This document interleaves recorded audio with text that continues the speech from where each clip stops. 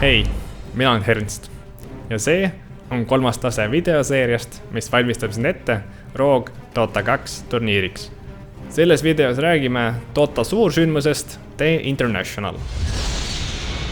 The International on iga-aastane Dota 2 suurturniir, millest võtavad osa 16 maailma parimat võistkonda.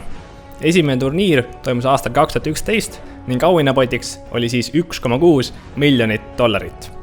2013. aastast alates on auhinnapott alati kasvanud, sest mängijatel on võimalus osta mängusisseid esemeid, mille maksumusest 25% läheb otse turniiri auhinnapotti.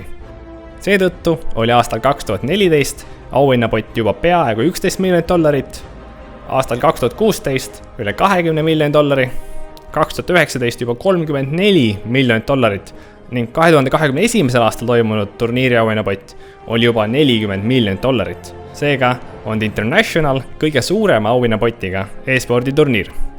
Eestlaste hulgast on The Internationalil mänginud vaid üks mängija, see on Papi. Ta on suutnud igal aastal suurturniirile jõuda. Papi oli koos Naviga esimese The Internationali võitja. Aastatel 2012 ning 2013 jäi Papi koos Naviga teisele kohale.